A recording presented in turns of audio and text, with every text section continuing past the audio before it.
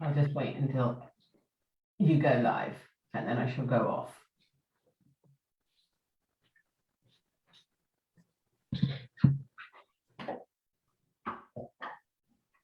Hello, everybody, and welcome. My name is Joshua Castellino, and we are here today for a kind of strange reason, I guess. It's strange for two reasons. One, normally you do these kinds of events when somebody's finishing their career and, you politely wave them goodbye into the sunset. We're not here to do that, and that is established because the person we're going to be talking to is really only just getting started. This has been a bit of a warm-up phase for what is to come. The second reason it's a bit strange is it's called a sofa talk, and folks, guess what? There isn't any sofa involved at all. This is an innovation that our comms team, Anna Albroth and Samravit, came up with to really just sit down with somebody as if you would on a sofa and understand them a little bit, ask them some questions and get their perspective. And it's a perspective we sorely need because we are really up against it in terms of the challenges that minority and indigenous peoples face everywhere. So essentially, this is going to be an entirely predictable format. We have some questions we'd like Claire Thomas to answer. Claire has been at MRG for 25 years, and in that time period has achieved incredible amounts, worked with communities in many different places, worked with them at a very, very basic granular level, worked at the high level UN system, worked in engaging really thinking bodies to try and re-understand and recalibrate their strategies for combating exclusion and marginalization. So Claire, it's been a real privilege for me, certainly since 2018 when I joined MRG, to work alongside you and learn from you. But welcome to this conversation that we hope we have, and thank you for agreeing to do it despite my having to twist your arm several times. Thank you, Joshua. So Claire, the first question, if you don't mind answering for many of us, because again, we want to hear quite a lot about your journey. So can you tell us what it is really that, I guess, interested you and drew you to issues of social justice when you started off? And why social justice? I mean, you had an anthropological background. Why not something else? Why social justice issues? Well, I think I'd always been interested in social justice, and I'd always been very motivated by achieving fair outcomes in society for everybody. I think originally when I decided to study anthropology, I was considering working in the development field, but then I spent 2 years working in Africa and I saw some failed development projects along my way there. And I just kind of came to the realization fairly quickly that I was nobody who could tell anyone in Africa how they should solve the problems that they had. So I looked at switching my focus to diversity issues here at home. So I worked on refugee representation for a number of years and got quite kind of burnt out in that process as the UK government's attitude towards refugees got harder and harder. And really decided at some point that I wanted to get a little bit upstream of the process. With refugees, you were dealing with people who were kind of at the end of the human rights emergency journey. And I'd obviously seen, as many people have, MRG's reports, and I'd used them when looking for evidence of persecution for my clients overseas. And I decided that working with MRG was something I could do to help people before they had to make that final decision to flee and seek asylum somewhere else, where they were still actively trying to change the situation in their home countries. So I think that's kind of, in summary, how I moved from anthropology to working at MRG. But Claire, what about, I mean, at that time, there were lots of human rights organizations that were also set up and quite active. And I think Britain's left-leaning tradition, which was so strong at that point in time, had spawned lots of human rights movements. Why minorities and indigenous peoples in particular? Well, it was interesting that when I came to interview for my job at MRG, I was asked about my knowledge about minority rights in countries of origin, as the refugee world described them. and the overlap between my client base at the Refugee Legal Centre when I was then working and minority rights groups' area of focus was very, very close. So I had been representing Kurds, people from Bangladesh, Ahmadis from Pakistan, and so on. So it was that, and I guess it's also probably true to say that I was less, having looked at development and having experienced life in Africa, I was probably more interested in socioeconomic rights than civil and political rights. And at the time, the human rights community had a fairly square focus on civil and political rights. You're on mute, Joshua. I've fallen foul of the basic rule we have at MRG that I instigated, especially for Claire, which is that if you speak when you're on mute, you owe coffee. So this is one of the coffees I owe you now.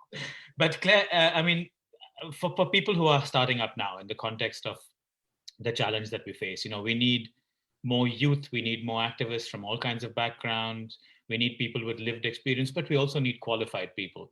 So in terms of people who are starting off, kids your age, your kid's age and mine, what subjects do you think you'd be encouraging them to study so that they emerge from, I guess, their formal education with a skill set that can help in this fight? I mean, one of the things that I've always really loved about MRG is that it's such a kind of hybrid organization that doesn't fit neatly into any box. And I think it's something we're quite proud of, even down to our business card that doesn't fit into anyone's business card holders, which people tease me about, but I think is great because it sticks out in people's memories. But also, at times in the past, I've described MRG as a human rights organization, and others have as well, or an anti-racist organization, or a development organization. I think we do all three of those things. So I don't think that MRG could reliably recruit staff from just one discipline. I think we need lawyers, we need people who studied international relations. I obviously have a soft spot for anthropology because it causes you to query all of your assumptions about what's normal or how society is organized, and you accept that there is no one standard way of doing anything in the world, really. But I mean, if you had to ask me who I feel is kind of missing, I would argue that statistics is a field. As you know, you'll hear about a few of my hobby horses later, but one of my pet projects or concerns has been about data disaggregation and the attention within the statistics, with some notable exceptions, to drivers of inequality, to understanding patterns and mechanisms of inequality is somewhat lacking, I feel. So I would encourage, I'd encourage all sorts of people who've done all sorts of different degrees to come and work for MRG and bring what they can add. I mean, we could talk about media studies, tech subjects. We're doing all of that work around hate speech now. So really, if you're interested in achieving rights for people who are marginalized, who are left out on the basis of their identity, if you bring your myriad skills to MRG, and maybe there'll be a way we can make it work. Yeah, no, that's a very good answer there. I mean, Sam, our head of media and comms, wanted to also ask you a little bit, take you back to that first day at MRG. So Sam, go ahead. Hi, Claire. Congratulations on this huge milestone. When I heard it was 25 years that you spent at MRG, it made me think back to my own first day when I joined in 2018, and how present you were on that day, and how excited I felt after hearing about the organization and its work and the onboarding process. So it made me think about your journey, and I was curious about your first day at MRG. If you could just tell us what that was like, and if there was anything particular that got you excited, or your first impressions.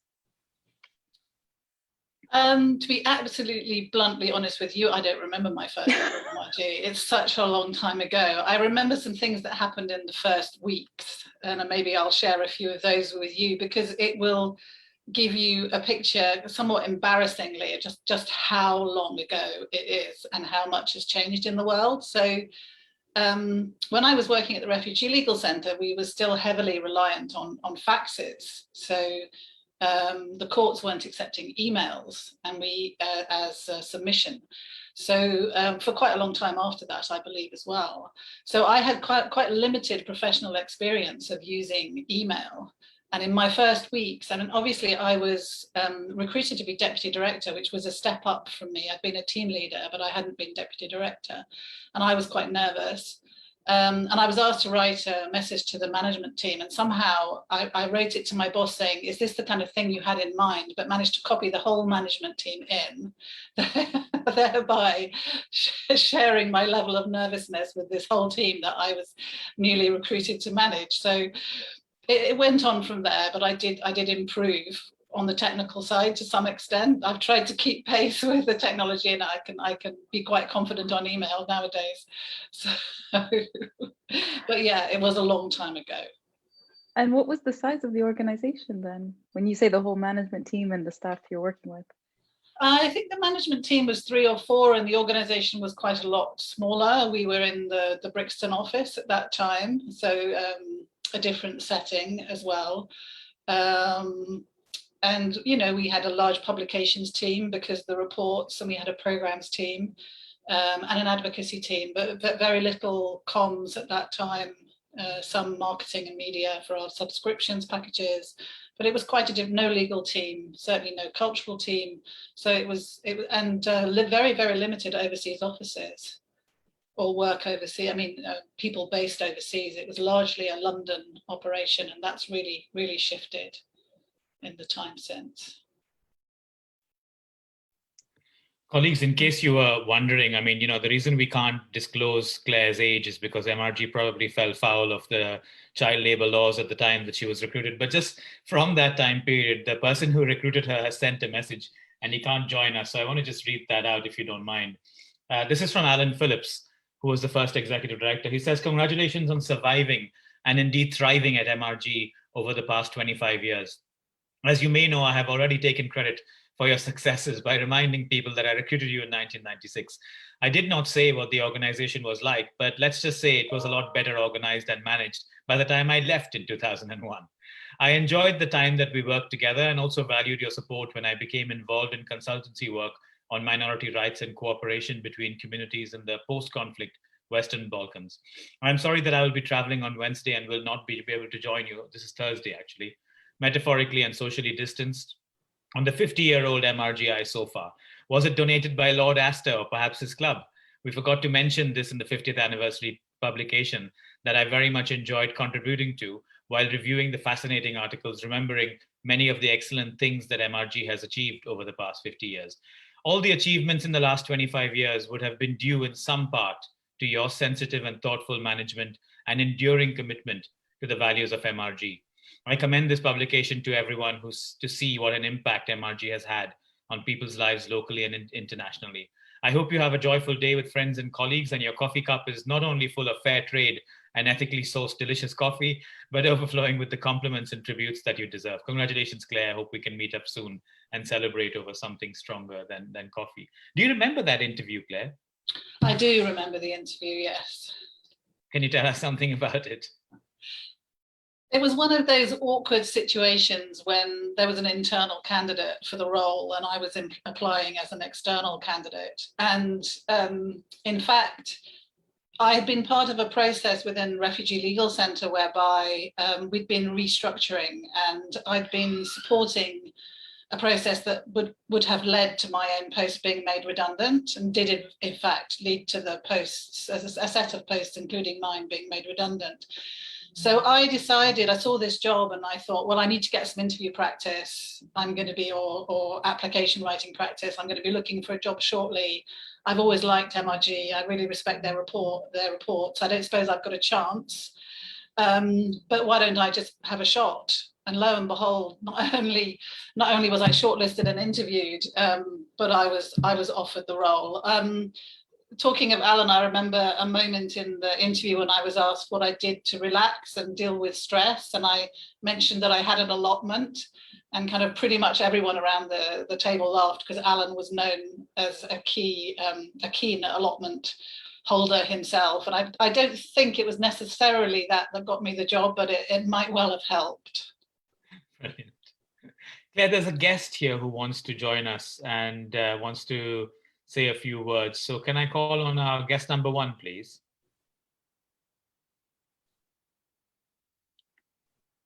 Hi, Claire. Hi, Shobha. 25 years, eh? Unbelievable. So Joshua very kindly asked if I would be part of this. And I said, yes, of course, it would be wonderful to. And I got to thinking, what should I say? So I've got a 90-second slot and I really want to cram in quite a lot of things. So I thought come up with a 2 or 3 word summary of the Claire that I know. So I thought long and hard and I came up with a few. So one, I'm absolutely convinced you have more than 24 hours in your day with the amount you get done. So my first goal was the time expanding magician. But then I thought that doesn't really settle it. So I came up with a few more possibilities. One was someone with inspiring tenacity, who once you get your claws into something, there's no getting them out until you've achieved what you need. I came up with no half measures, which I think is very true. You have a real sense of wanting to get a kind of perfect response to things. But what I find amazing is you don't transmit the pressure to do that onto other people. You kind of encourage and you take people on the journey with you, which is really quite inspiring. Another one I came up with was unbelievably unjaded, but I'll come back to that in a bit. And then I thought of eyes on the prize, because you always have that kind of long-term vision. Even if you lose a few small battles now, there's a bigger thing to be grasping for in the future. So you just go with that. Fair but firm, which I think I've seen in action many, many times through very challenging situations in MRG.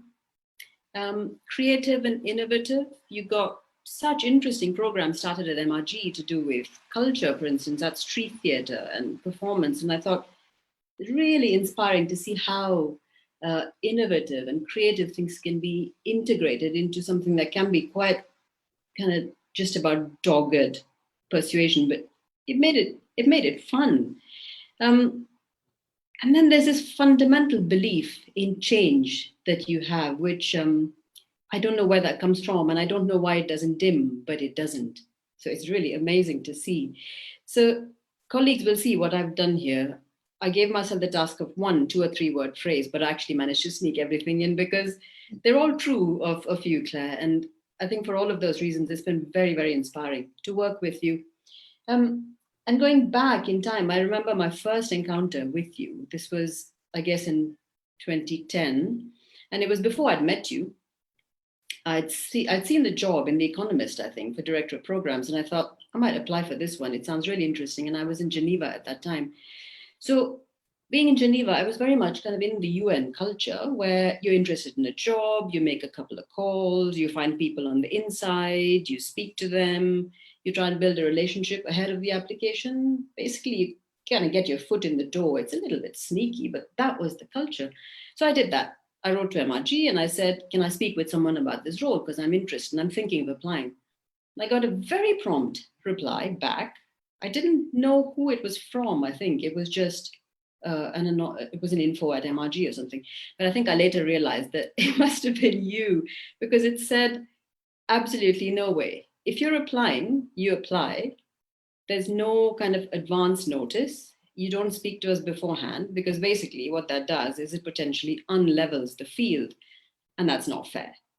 And at that time, I remember thinking, gosh, that's really surprising and unfamiliar and a bit weird. But I see now absolutely that it captures something that's very, very central to you, which is about fairness and it's about equality of opportunity. And I think I've learned a lot. That episode hasn't gone away from my mind.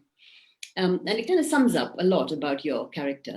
And one other thing I want to talk about, I hope I haven't run over my 90 seconds, but it's this thing of when we're on a video call, which I've been fortunate enough to have lots of opportunities to do with you recently, and you're working from home, so it's not going to happen today. But inevitably, at some point in the meeting, there's a little black and white cat's tail that starts swishing about on the screen. It goes from left to right, it goes from right to left, and then back again a few times. And every time, what amazes me is how absolutely undistracted you are by this cat's tail.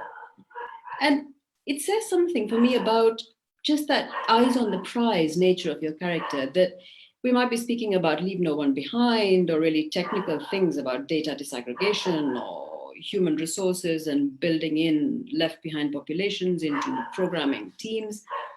And your cat's tail is going back and forth, but you have your eyes on that complicated conversation that's happening.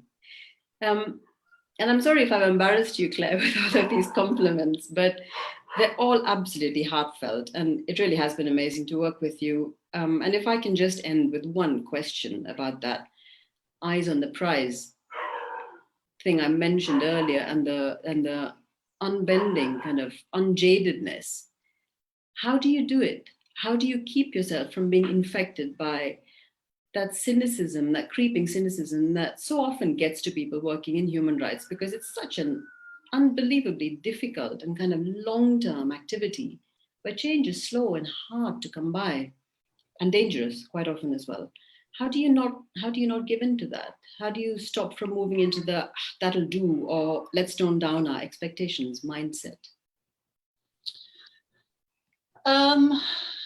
Well, I think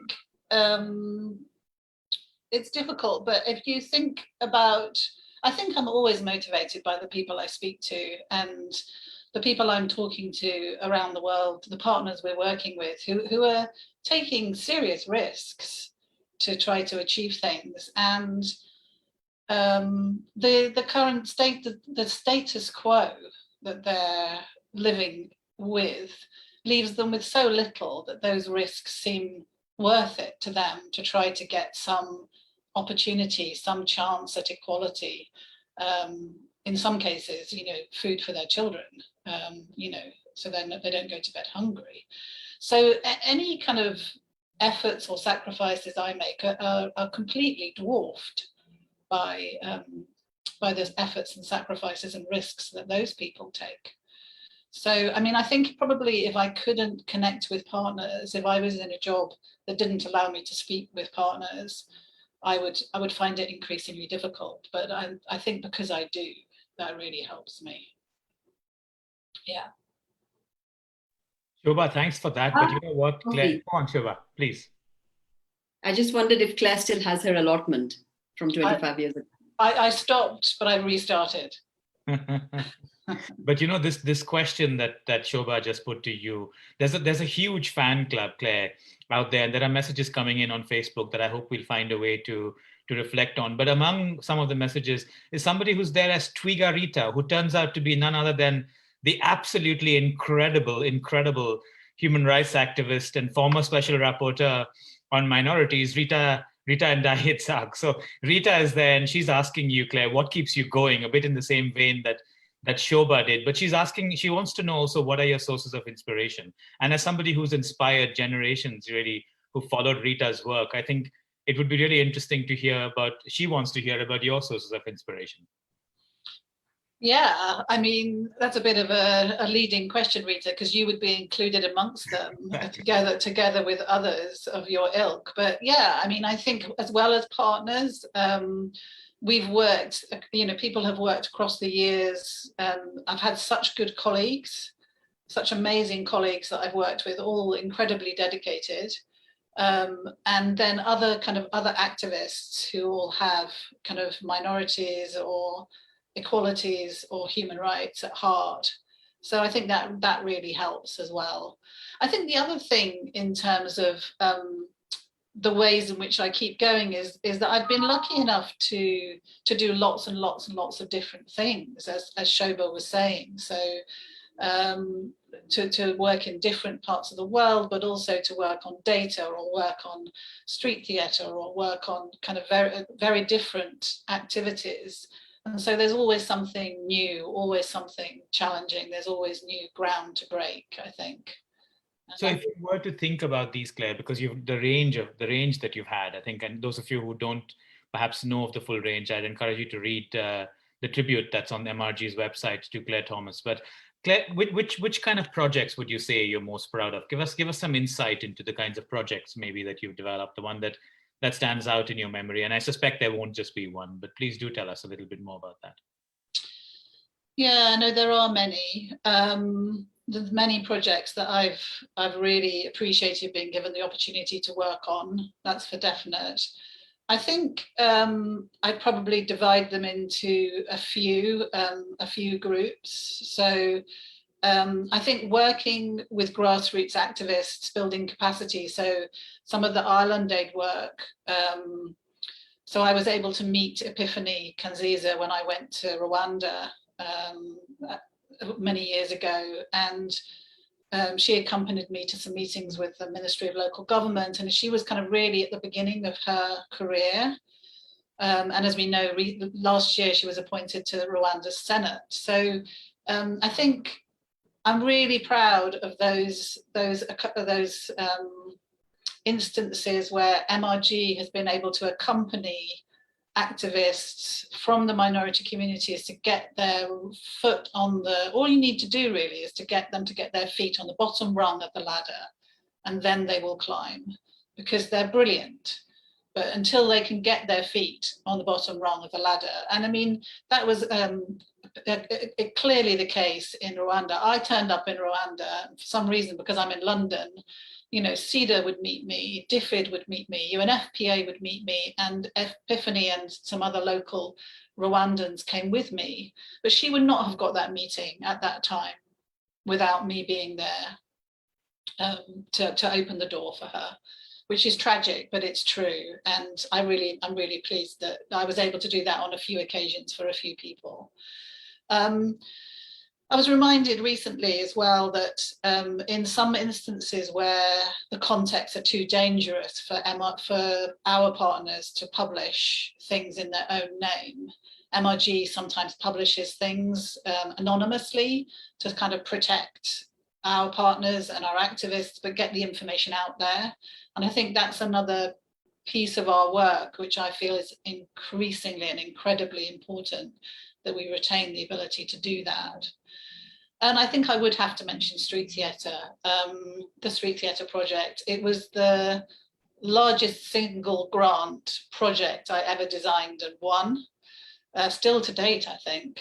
And it was very innovative at its time, and with an amazing team around me, including Sylvia, who's still with MRG today, was a really successful project in terms of reaching people and surfacing issues that otherwise were not discussed. And I don't think Sylvia would disagree with me to say that I don't think we would be doing the amazing work that she's doing in Tunisia today if we hadn't previously done that project. The one thing kind of leads to another. It's very hard to pick just a few, to be honest. You mentioned a few of the partners there, and I mean, I made the mistake of saying to Loic, please do share with me some of the comments coming in. And I now have a flowing inbox of messages. So let me just pause for a bit and reflect some of these. And apologies for so many of you who said wonderful things that I'm not going to have a chance to. Some of these names you'll recognize as former partners. Lara Quintana Soames, so good to hear Shobha again. And so true, everything she said. So happy to see some of the third floor people again. Valerie Kuyad, agreeing with Shobha so much right now. Well done. Agnes, who's in awe of your great eagle's eye on budgets, Claire. Congratulations on your years of incredible contribution. Pastor Luis, happy anniversary, Claire. Wishing you all success and good health. Marco Bruno, thanks for this opportunity to talk with the true pillar of MRG. Happy anniversary. Felicitations from Felicien. Lauren, congratulations, Claire. Andrea, wishing you. There's a whole ton of them coming. I might just interrupt at various points to do that. But tell us a little bit about the challenges that you face, that you think this work faces, Claire, in the years ahead. And again, what kind of skills and resilience and what kind of attitude and mindset should we have in this yet to be won battle? Yeah, I think we need to be resilient now, because it's kind of not straightforward. I think a few years ago we felt like the benefits of diversity had been sold to the world, and people were agreeing with that, and that inequality within countries was very important and needed to be remedied. But I think the way that the world is moving, and it's not just about the pandemic, it's about social media, it's about the rapid flow of information, and sort of battles over control for that information, or false information, or information that sows dissent and division in societies to benefit a kind of a theoretical us against which others are being compared and excluded. I think that's kind of the way of the world, and it's very disappointing and dispiriting. But I guess having been with MRG for 25 years, I've seen a few of these waves of fashion or trends kind of come and go, where minority rights was kind of flavor of the month in some quarters at some times, and then it was a topic that nobody was discussing at other times during that 25 years. So I guess I do still have faith that if we can kind of weather this current storm, the situation will change more in our favor again eventually. Oh, it absolutely shall. Truth shall prevail. We have another guest who's going to join and say a few words, but while I give him advance warning through this to get himself ready, let me just read out a comment that's come from a part of the world that you've done a lot of work in, and that's from Shahzad Ahmed in Pakistan. Huge respect for this untiring and very kind person. It is an honor and privilege to know you, Claire. Thanks for everything. Hope you know that you touch so many lives with your amazing work. More power to you. Here we have our second guest. Hello, Claire. Oh, Mark, hi. Very nice to see you, and a great honour to be invited to this event. I just looked. This event really is summed up for me by just looking at where Claire has chosen to sit and what's on the wall behind her, because I think we're all here to celebrate Claire and her contribution, but I think she mainly sees it as an opportunity for promoting MRG and its latest publication. So I also really liked Sam's question about your first day at MRG, where of course I wasn't there, but it made me think back at the first day I had working with you, which I'm sure you don't remember, but I remember very clearly. And I was the new boy, of course. I was a bit apprehensive, and I thought, well, let's go out for lunch. So I said to you, let's go to the cafe around the corner and we'll have lunch together. And it all went horribly wrong, because towards the end of the lunch, I suddenly realized I had no money. I'd come out without my wallet. And this seems like a very small thing, but because it was our first meeting, and because I was very embarrassed about it. And I remember saying, actually, I haven't got any money. I'll pay you back, I promise. And I remember you dealing with the whole situation in the way that you've dealt with all the other problems we've faced in the years since. And not only dealing with it, but making me feel just fine about it. And that, for me, has summed up one thing that I think is really important about you, Claire, which is your ability to deal with problems. And let's face it, at MRG over the years, there have been many, many problems of all kinds. And I think it's the sign of a true leader that you're able to discuss the problems that come up, confront them, share them. You never seem to sort of blame people. You never seem to apportion blame, but you always take responsibility for sorting it out. And I think I learned an enormous amount from that.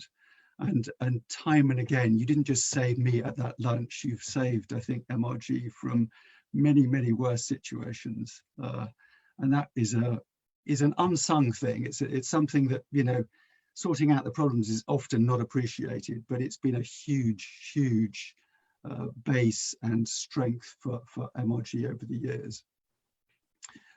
So that applies to the institutional problems, to the funding issues, to the organizational issues MRG faces. But of course, it also applies to these problems out there in the real world. And people have already talked about some of the innovations you've brought, you know, the street theatre project. To that, I'd also add the question about looking at intersectional discrimination.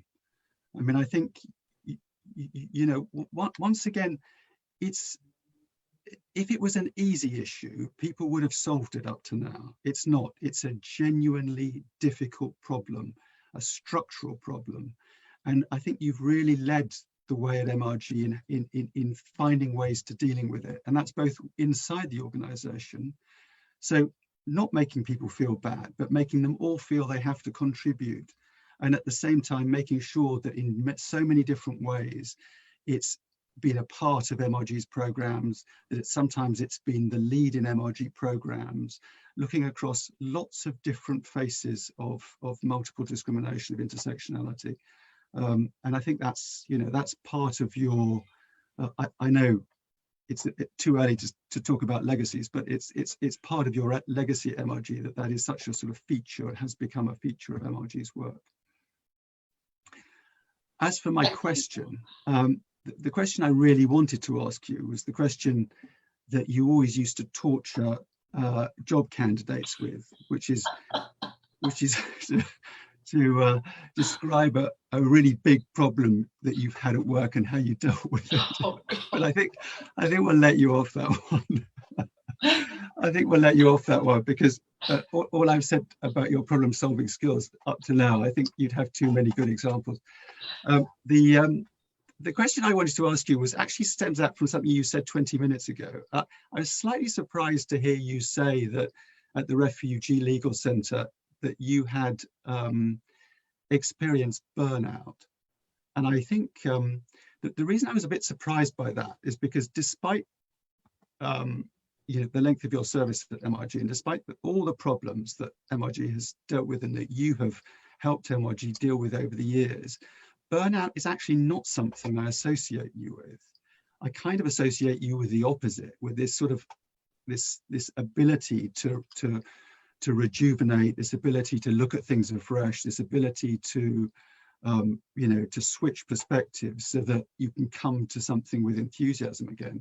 And I just wondered for everyone here, including myself, whether you have any advice for people who were facing burnout, who were, if you did experience it at the RLC and you didn't seem to experience it at MRG, whether you have any sort of specific tips or ideas for people who feel that they are experiencing that burnout situation, and how you deal with it, not just because, you know, the new challenges refresh, but also because whether there are ways of dealing with your own, you know, situation or the sort of self-care tips that you think might be useful. I mean, that's an interesting question. And I think at the RLC, the issue was that when I started, it was possible to win cases relatively routinely on appeal if you had evidence and you could persuade adjudicators. But towards the end, I mean, there still are a number of appeals, and also we used to win positive cases without going to appeal. But increasingly, you know, the Home Office was looking for any excuse to reject an application. And so I think I became aware that I was, in a sense, becoming complicit in a situation in which asylum seekers couldn't win. And I used to joke with my team about having some clients for whom I would go down to Heathrow and lie in front of the wheels of the aircraft to prevent them from being deported. It wasn't entirely a joke, but when it came to it, I had one client who I really felt I should be doing that for, and I didn't do it. I didn't inveigle my way past security and onto the tarmac and lie in front of and cause a great fuss that the newspaper could report. I chickened out and didn't do it. And I just felt at some point that I couldn't continue being part of this system that was so stacked against what was right, that I was complicit in something that was so wrong, I think. So maybe that's more accurate than burnout, if that makes sense. Yeah, and I wish the situation for asylum seekers was different now. Yes, and I mean, if anything, it's got worse since then. So, yeah. Thank you very much for that, Mark. Mark worked at MRG. Mark was executive director at MRG. So I inherited an organization that had been shaped by these two individuals, and it's just been a pleasure to work with since then. But Claire, there's some more tributes coming in, and again, Rita has responded, so I just want to share that with you. Lovely, thank you for this discussion, and congratulations, Claire. Keep up the amazing work you've done and achieved so much, and so many are so grateful to you for your commitment, dedication, and faith, and people in the cause. Daniel Kobe, of course, another part of the world you've worked with a lot in Kenya, congratulates you and wishes you all the best. And then Kashif Aslam says, honored to have you as a mentor in the struggle for the rights of religious minorities. Congratulations for the glorious and outstanding work with MRG. And just on the back of that, Claire, could you reflect maybe a little bit on what you're currently working on? Because again, I think religious discrimination and intersectionality, as Mark just clearly highlighted your contribution on, is something that is very central to you. So could you tell us a little bit about what's on your plate right now? Okay, so on my plate right now, maybe we'll start with CREED then, which is the Coalition for Religious Equality and Inclusive Development, which is really looking to try to ensure that religious minority communities benefit and have equal opportunities, and that FORB doesn't just mean freedom to practice your religion, but freedom from discrimination because of the religion that you happen to follow or be born into or believe in, or no religion at all, indeed. So that's been very important. And the main focus of that work has been around hate speech and working in Pakistan and Iraq, and until recently in Myanmar, which very sadly we've had to discontinue, which is a great shame. So work on hate speech and religion is something I'm doing quite a lot of work on now, which has been a delight to work with the partners on that. I've been working on a minority inclusion review of an aid program in Somaliland, which has been quite a challenging thing, but has again surfaced the incredibly dire discrimination against minority clan communities. Mark will remember us working on it some years ago, but nothing has really changed. And that's something that desperately needs some attention. And also maternal health. So we've been doing a piece of work around Indigenous and minority women's equal access to sexual and reproductive health services and rights, and just looking at that. And that stemmed from a piece of work around disaggregated data, where we documented the extent to which disaggregated data was being collected for these women and girls and reported, which was very little. And so we moved on from there to try to do some pilot interventions to show how that could be changed and improved. And in terms of the work, especially in terms of donor awareness of minority issues, I mean, what is your vision there? Because a lot of money is spent across the world, and this takes you back, I guess, to your original the thing you originally started off with we're going to work in development. And what would your message be, I guess, to donors? And is there some way in which we can hold donors accountable for sometimes entrenching racial discrimination when in fact they are trying to support human rights? Yeah, absolutely. I mean, I would encourage every donor to commission a minority inclusion review, or even a broader inclusion review that could cover disability and sexual orientation and other exclusion factors of either one project or a program or a series of projects. Because I think it's only when you really look at things through the minority lens and you start to focus on the extent to which minorities are benefiting, and you literally kind of count who is benefiting and who is not, that you can be really sure whether you're doing that. So I do think that I was talking about statisticians earlier, and the leave no one behind or the reach the furthest behind agenda associated with the SDGs has been watered down by some of the indicators. So some of the characteristics were removed. Very little of the data is routinely available. And, you know, if you can't count someone, ultimately they don't count. So there is something very important about being able to count people and know who is there and who is benefiting and who is not. And I really don't feel like the global community has got that one right yet. I think it will take another, I mean, either a very concerted effort in the years remaining to us of the current SDG period, or more likely of some part of a future period, until we even have reliable data to build programs on, let alone make a real difference in the lives of those who are left furthest behind. Yeah, you talk about data, and I know you especially in the SDG agenda have pushed a lot this idea of disaggregated data, and this idea that without the data, it's difficult to design targeted, precision-oriented interventions that will make a difference. But do you not have concerns about the extent to which that data can be misused? Because the people who are collecting data now, I mean, you've been railing against hate speech online, for instance, for a while now, and actively trying to engage, big corporations like Facebook and Twitter in these conversations about doing something about hate speech. And another innovation, and colleagues, there just isn't time to tell you about all of these, but just another innovation that Claire has come up with is this hate speech lexicon, for instance. So that is an idea too. But just on that, maybe if you could comment on the hate speech lexicon, but precisely on the data point, are you not concerned that if we do get disaggregated data, that data will be collected and owned by large corporations? And then those large corporations will be often closely aligned to the kinds of governments that are really increasingly populist, who are using that data to fuel their own interests? I mean, how would you tackle that particular issue?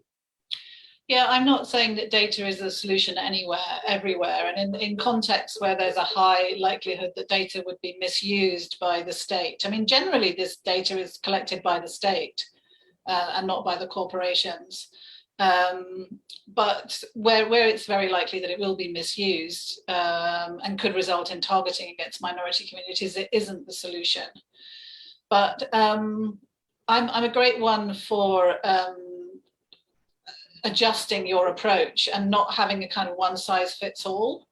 And so the fact that there are these countries in the world where data might be sensitive, it doesn't mean it shouldn't be encouraged everywhere else where it is safe. And I mean, I had a long argument with regards to the Kenyan census, whether they should ask and publish the question about ethnic identity or tribal origin. And the authorities in Kenya at the time, this is a long time ago, were very reluctant to publish that data because they felt it would lead to unrest. Now, this was prior to the violence that followed Kenya's elections in the early 2000s.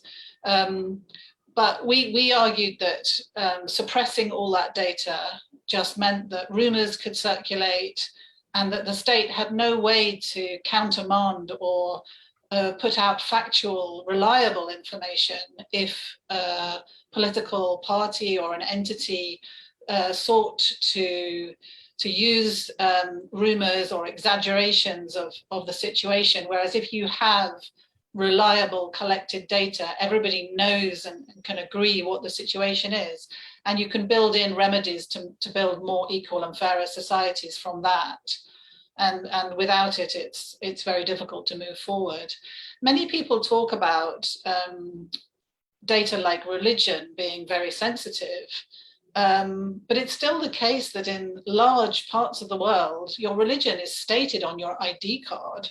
Now, that's not the case everywhere, but in many countries it is. And it's very hard to keep in your head at the same time the idea that religion is too sensitive to be talked about, but yet can be stated possibly inaccurately on your ID card. So I think we have to push back on some of those. You know, the OHCHR has produced a very good set of guidance about a human rights-based approach to disaggregated data. I think we have to see it as part of the solution in many parts of the world. Yeah, no, and could you comment? I only have a couple of questions left, Claire, but just one, maybe if you could just tell us a little bit about the kind of strategy that you've been thinking of developing around combating online hate speech, because I think that idea of the lexicon is pretty amazing. And, you know, there are, people just seem to think, especially in the aftermath of the European football championships, and apologies to colleagues outside Europe who may not have followed this in the same way that it was followed here, there's this idea that somehow this hate speech is just inevitable and there's not a lot that can be done on it. But you have thought through something of a methodology. Could you maybe just give some insight into that? Well, the interesting thing about hate speech is how the take-up of hate speech is so much higher than the take-up of the opposite.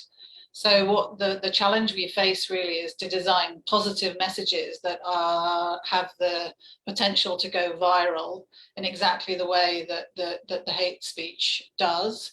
So I personally, we've thought about this and talked about this with colleagues, and we've kind of come to the conclusion that penalizing hate speech is quite problematic, because it's A, too late, and B, it's very difficult. So I think the best way forward is to make sure that people have access to a wide range of data, that there's positive messages going into society that counterbalance the negative messages, and that the algorithms of the software companies don't send people down rabbit holes whereby, because they've read one thing, they get sent a more extreme version of the same thing, and that they believe that that is what exists in the world, which it isn't.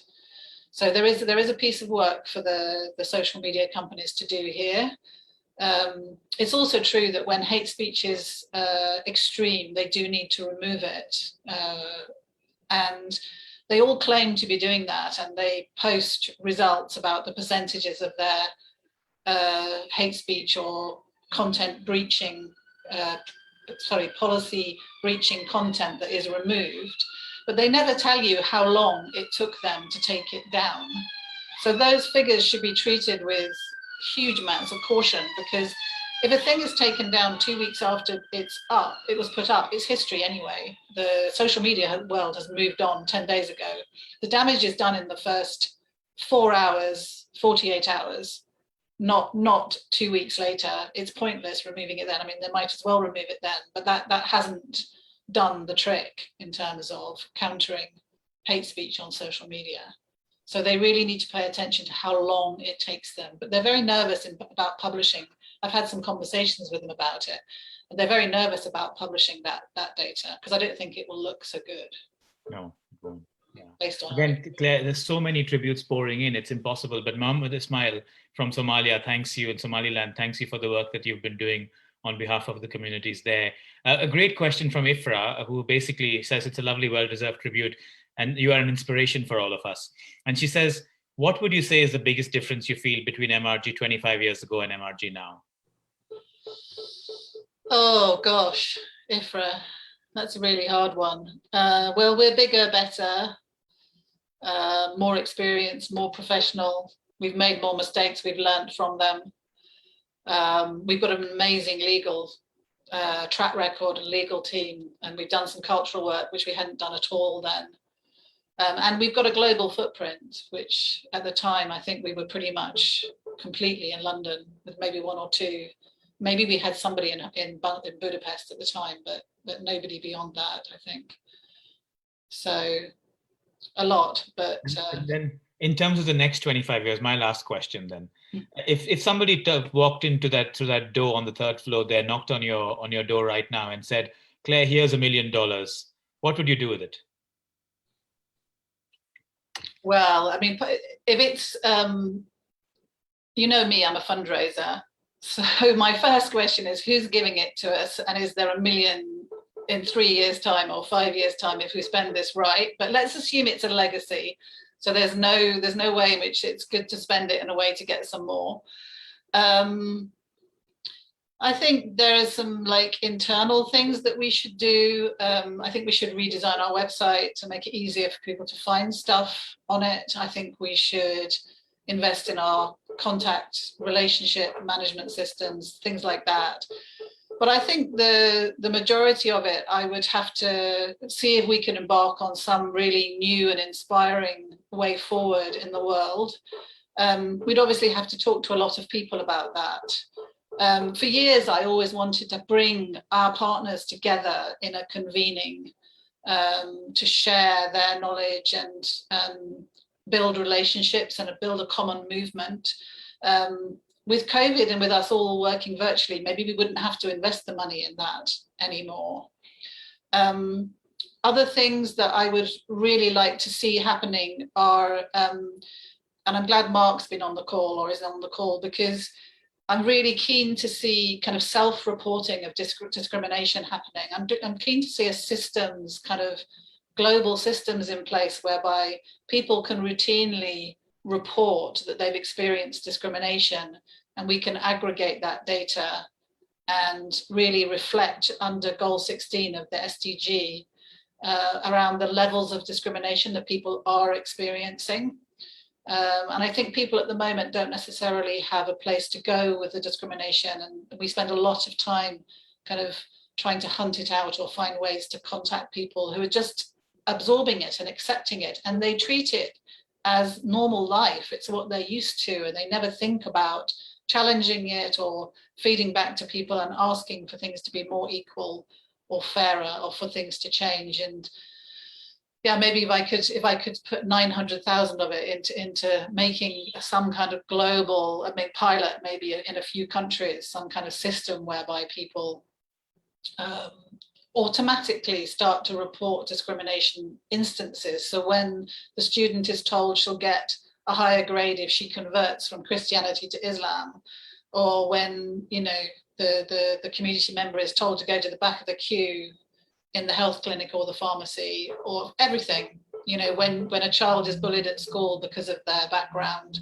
or the color of their skin, if every single one of those incidences was logged onto some super duper big data system, I think we'd be going somewhere we need to be going, really, with the tools that are at our disposal now.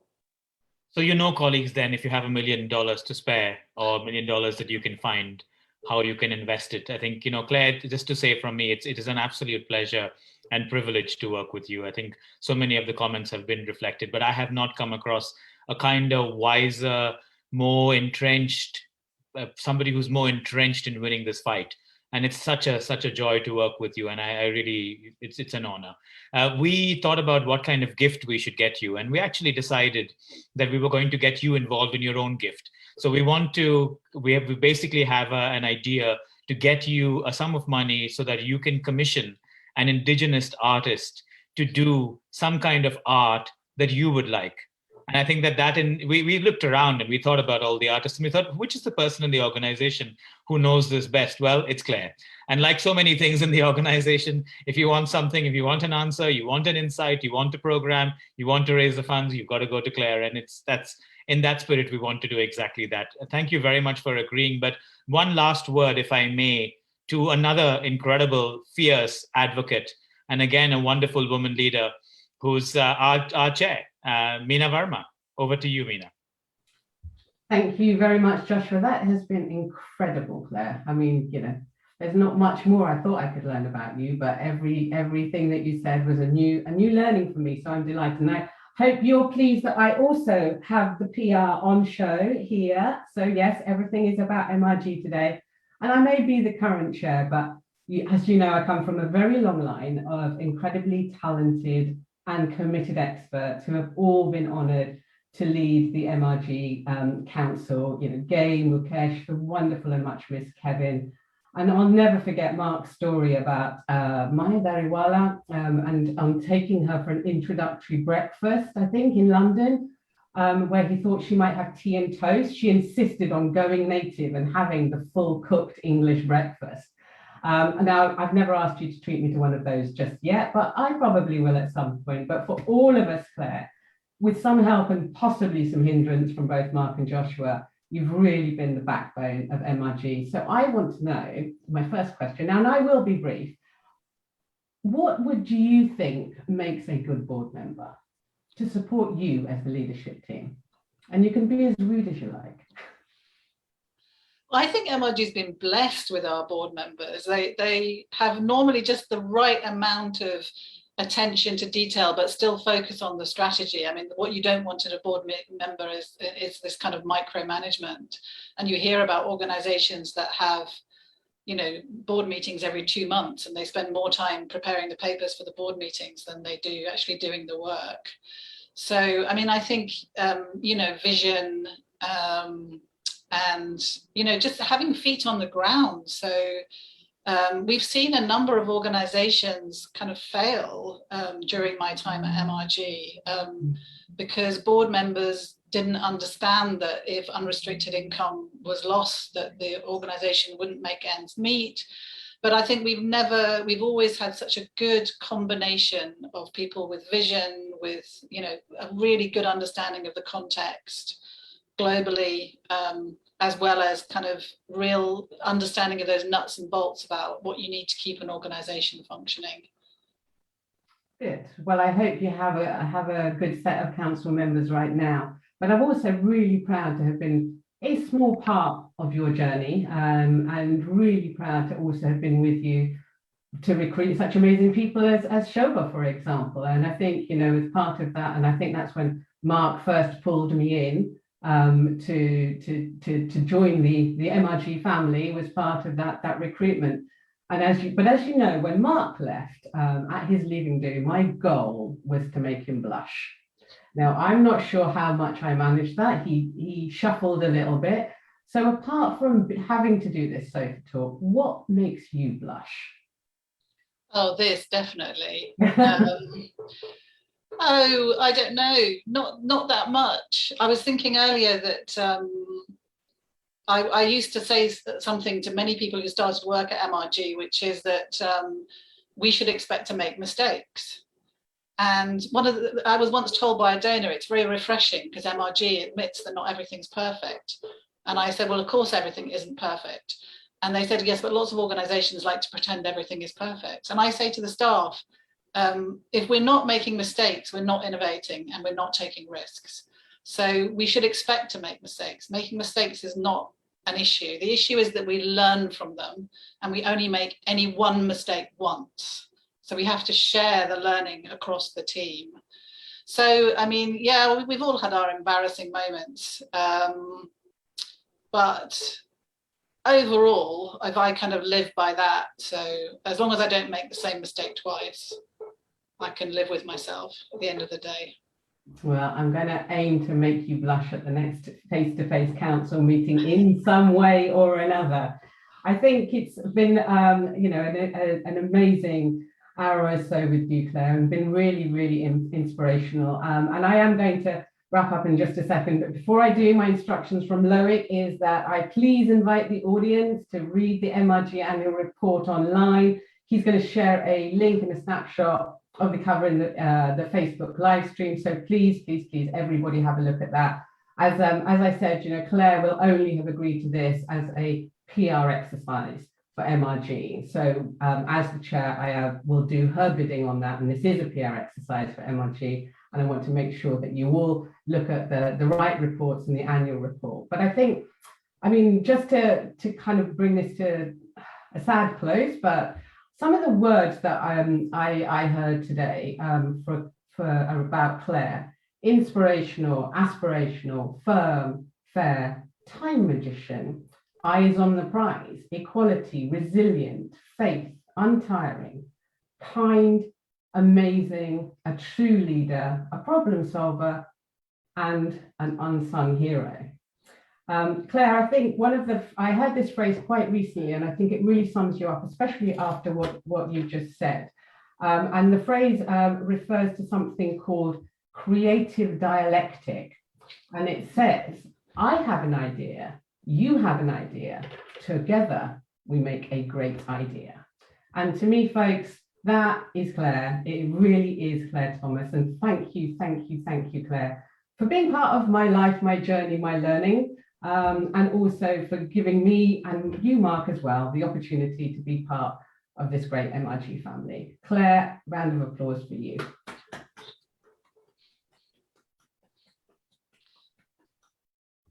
Thank That blush is almost there. Yeah, thank you. Hopefully I'll now be allowed to disappear back into my, what's it called anyway? I'm lost for words. Well, shame that that last word from you is the lost for words, which will never let you live down there. But thank you everyone so much. We're done, Loic, and I hope everyone had a really, really interesting hour and really look forward to maybe seeing most of you face to face sometime soon. And Bye-bye. thank you, everybody. Yeah, Loic, I hope the Facebook has finished. Just thank you very much, Shobha.